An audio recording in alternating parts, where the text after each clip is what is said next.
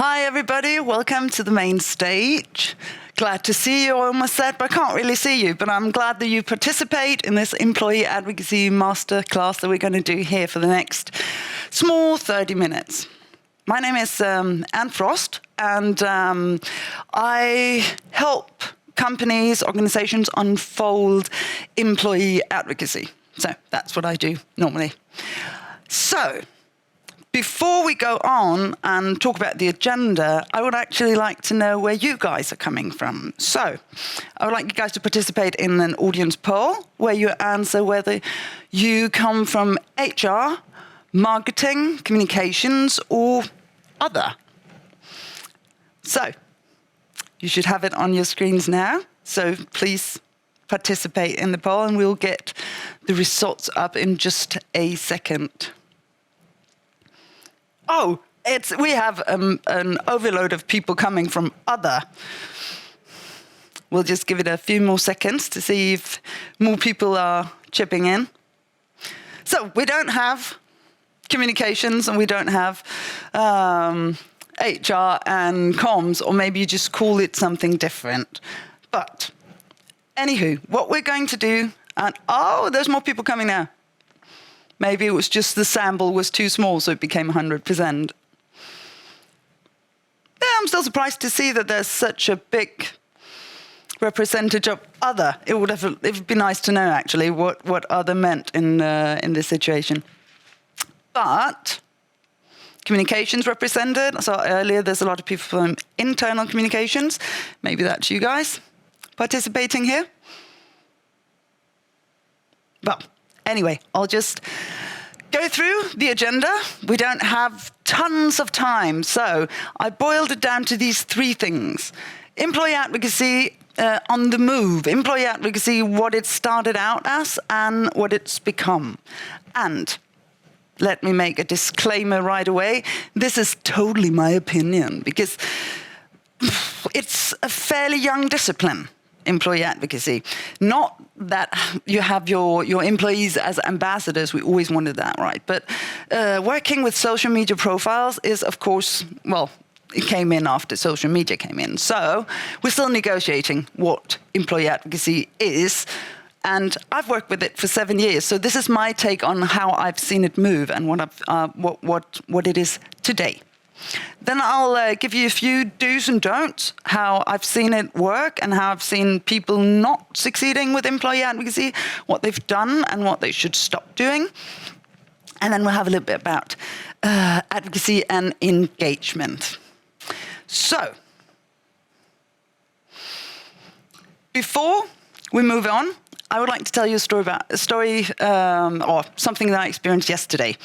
I interviewed a corporate communications director from a rather big Scandinavian bank, and it was for a podcast about employee advocacy, and he said he had to Google employee advocacy before the interview, because he'd heard of employee advocacy, obviously, but he wasn't sure what it was, because, as he said, I was thinking it was just something about, engaged employees sharing work-related stuff on their personal profiles. And that couldn't really be it, because, if I could make a whole living of it, and there was an entire podcast in Danish, then there had to be something more. But it isn't. He Googled it and he found out that that's it. It's about engaged employees sharing work-related stuff, professional stuff on their personal profile on social media. So that's what it is. Now we move on to why we're doing it. And that is simply because employees are better connected and more credible than corporate channels. And we all know this to be true instinctively, because we don't want to be sold to.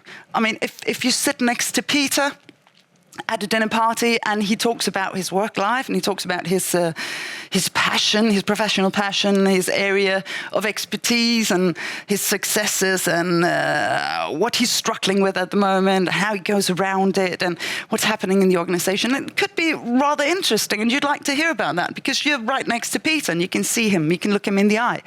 But if you had Peter's company's logo coming to you saying, would you like to know how great Peter's work life is? You probably wouldn't interact with the same interest as you are when it's a person, because it's about digital eye contact, it's about network, it's about relationships and being connected to people. And that is why it works. So, now I'd like to ask you guys whether you have worked or whether you are already working with employee advocacy, so we can sort of level where we're at. So if you would once more participate in the poll and tell me whether you are, yes, I am working with employee advocacy, no, I'm not working with employee advocacy, or the organization is working with employee advocacy, but I'm not part of it. Not yet, at least. So if you would answer that, and then soon enough we'll get the answers on the screen. I think you can see it right now. All right, so a fair amount of you already working with employee advocacy. So it's 50-50, as it looks right now. So let me then take you to the next, because you who already work with employee advocacy, you'll probably recognize this. And for you starting, it'll actually be interesting to see whether people starting now, they start on 1.0 or they start on 2.0, if it's like a natural maturity that you have to go through as a company, or it's the whole concept that has moved from A to B. But what I have experienced during the last 6-7 years is that it started out strictly marketing and being an extra distribution channel for corporate content for marketing. Because the company page's reach was lowering and the algorithm was favoring the personal profiles and all the things that we talk about in marketing and all the reach and liking and engagement and stuff like that. It was very much about that. It was very much about driving traffic to a certain web page or gaining reach to campaigning and job ads. And not that there's anything wrong with that, but I've seen it move from that and into being more on the employee's terms, which I think is a good thing, because it becomes real stories and it becomes about connecting with other people interested in the same as you are, and it becomes about telling people about things that you have a passion for, which is always interesting to listen to, isn't it? And it goes from being spreading and distributing to also being about things internally like retention. It's about talent attraction, the employees participating in actually attracting their next colleague. And also you build stronger professional relations when you're online talking about your professional life or your work life. So,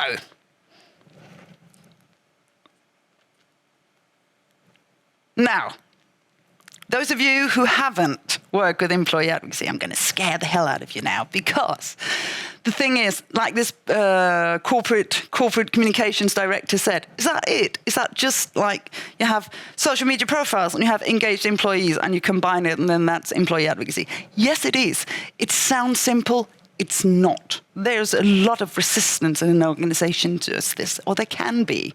And some of the things that I have met a lot of times on different levels in the organization is, one, employees not knowing what they can actually talk about, or whether they can actually talk about anything related to their jobs or to their work life.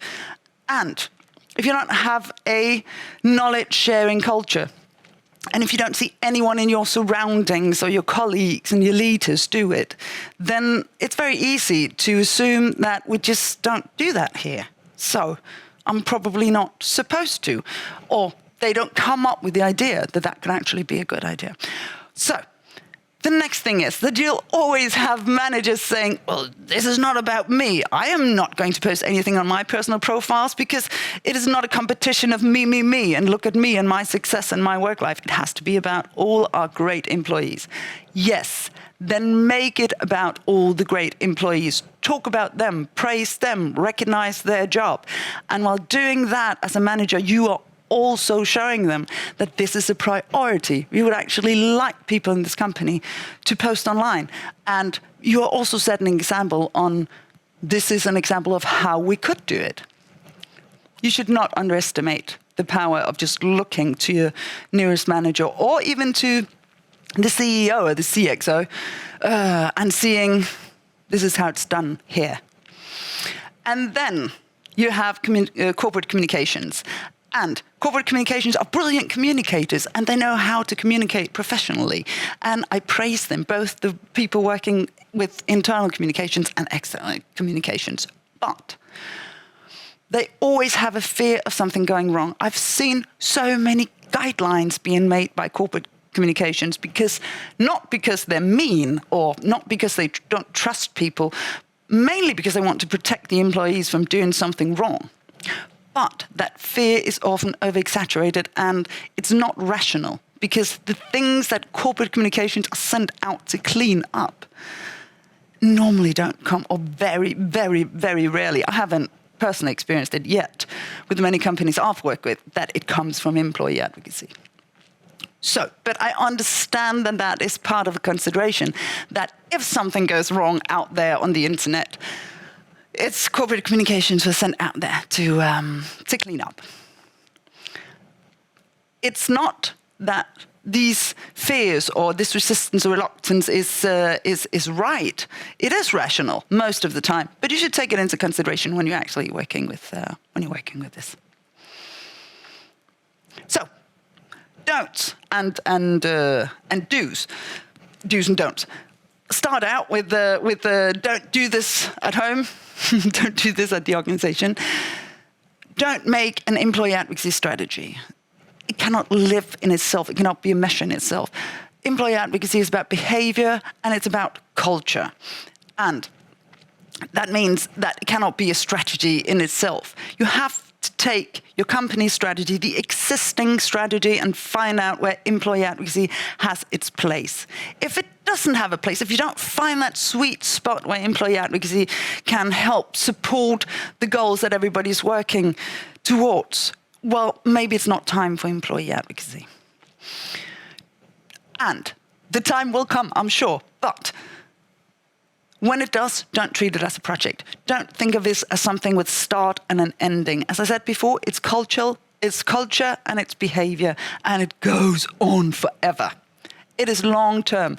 Luckily, it's fun to work with, and you get closer to your colleagues and to the employees, and you get to understand the narrative of the organization in a whole different way. But it is long-term, and it is an ongoing job that you have to maintain. I already mentioned the things about making guidelines and using the CEO instead. And then I have this thing, don't be the problem. Be the inspiration, because great marketeers and great communications people, they tend to know how to make subtitles and how the brand guide looks and how you make the perfect post, and you have all the right punctuation and you never make spelling mistakes. You make beautiful pictures and lovely corporate videos with drones and stuff. This is not where employee advocacy is about, because you don't have employees that can live up to that. So instead of showing some unrealistic picture of what it is that the employees should live up to be good advocates and to be ambassadors, be the one out there yourself showing them what it is to tell a good story from your work life. Yeah? So, just a little bit about looking inside the organization. And I was happy to see there's a lot of internal communications people among the crowd today. And You will probably know this, but to those of you who haven't worked with internal communications and what it does, I would just say that there's a lot of benefits that is about the organization and not about what's going on the internet when you work with employee advocacy. Retention is one of them. People who are trained in seeing all the good in the company, they become more engaged in their company because you get what you eat. Oh, yeah, of course you do, because that's what you eat. No, what you focus on is what you see. And knowledge sharing, the pool of wisdom outside your company will always be bigger than inside your company. So if you can actually have a culture where you reach out, where you crowdsource knowledge, you'll become a wiser company. And then when the shitstorm hits, and it is over-exaggerated, it's really rare that anybody's hit by a shitstorm. But if it happens, if your surroundings hit your heart, then you will already have trained troopers who are happy to defend you or to represent the company at least. And you'll have some sort of goodwill already because you'll have real people that other people can relate to and sympathize with. And in a change management point of view, if you have one of these traditional intranets where information goes to die and you haven't upgraded it to one of the new wonderful social ones, which work quite well with employee advocacy, to be honest. But if you have this old school internal communications things where you just repeat the same things, and especially when you're in a change management project, you have to repeat and repeat, and you're the one sending it out, and you're already sick of it. But when you've done it 20, 30, 300 times, that's when people start listening and the employees start taking it in. So that's when you have to repeat it. And the external channels, and especially on a management level, becomes important in supporting that. It's not like you cannot have internal communications, but it can be in a mix with the external communications, and you hit the employees from a different angle, and that will sometimes help them take in the message. This is just an example of a Danish company called Maersk, who worked with employee advocacy with a major pilot. And Jon Blek Andersen, you can see here, was kind enough to share some of their findings. And one of the findings they found was that more than 70% of the people who participated in the pilot felt more engaged with the company after participating 3 or 6 months in the pilot with employee advocacy. And that was back to the brain track I talked about, that when you're trained and when you focus on seeing the good stuff and the value that you create for the customers and the great things that your fellow colleagues do and what it is that you're actually really good at, you become more engaged and you start to liking your job even more. So it's sort of a reverse vicious, a good circle, yeah. And there is during this time, Maersk was hit by a major hack, a cyber attack, where everything was shut down globally, and they could actually use their advocates, their ambassadors, their employees to communicate the things they needed to communicate during that time because they were already trained. The troopers were already there, ready and strong with big muscles to sort of push the message out at the time when they needed it. This is a little something for you guys, that employee advocacy is about authenticity. And back to you guys, not being the problem, but being the inspiration. Yes, these people are jumping and they are laughing and they are at work. And that's the point, because this is not employee advocacy. These people are only jumping and laughing at work because that's their job. That's exactly that thing they get paid for that day. So that's why they do it. If you have a factory full of people going like this every morning, or you have all your engineers or your software developers coming in and just saying hello every morning, well, you've proved me wrong, and I will naturally apologize. But until I see that, just remember that professional communications in employee advocacy is not polished or glittered, and it doesn't follow the guidelines of the brand manual and the colors, and it's people talking to people. So it's important, if you want to benefit from that connection there is between people. From your personal profiles, you're connected to people that you chose to be connected with. So there is an actual relation here. And if you, as an organization, want to benefit from that, you have to let people be people. And hashtag not all communications people, but I'm just saying that you could maybe pass on the message to someone else if you know someone who would need to know that they should maybe turn down the professionalism ambitions when it comes to the employees and their posts online. So just to narrow it down to I've talked a lot about what not to do, but just back to summing it up, what you should do is you should find that existing place for employee advocacy. Maybe it's not now. If you want to attract and retain talent, and who doesn't, there will be a place in the existing strategy. But you shouldn't make up reasons to do employee advocacy if there aren't none. Know that it's organizational change. Know that it is not a project. It doesn't have an end. Sometimes it doesn't even have a start. It could be that you guys are not working with employee advocacy as a thing in the company right now, but I am sure that you have employees with personal profiles who already talk about their work life. So this is just about being part of that journey and inspiring them and using it for the good, both of the personal brand of the employee and of the employee brand of the company or the organization. And I cannot state this enough. Push the CXO out in front of the logo. Have them show how it's done, that it's done, when it's done. Just that small thing that they would actually post in office hours to show this is not something extra that we add, that you have to work with when you come home and you forgot what it is that you wanted to say and you don't even want to do the post anymore. That small signal that it is done like something the company really prioritizes and something that they are backing up and something that you do not get punished to do, but you're being rewarded because it is something that benefits all of us. The CEO is the main guideline. The CXO, the managers on all levels, they are your main guideline. Trust me. Then all the rules and stuff that can come later. And then back to be the inspiration.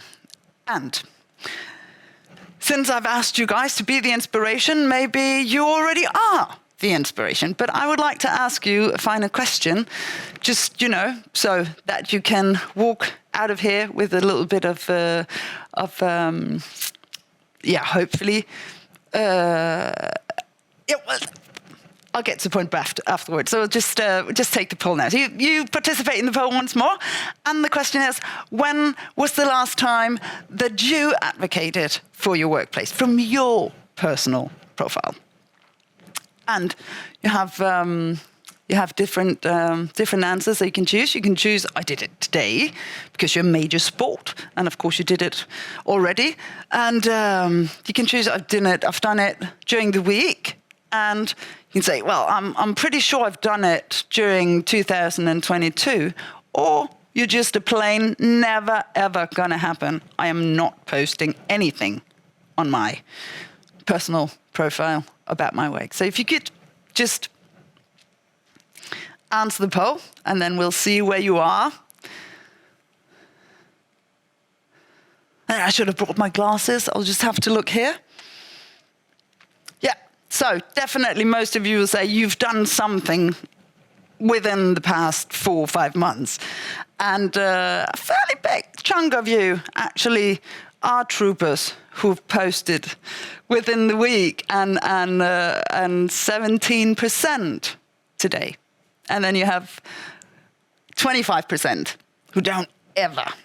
And I'll say working with employee advocacy, that is a hard one to defend, saying, yeah, well, it'll be great, guys, if you just go out there and spread the message.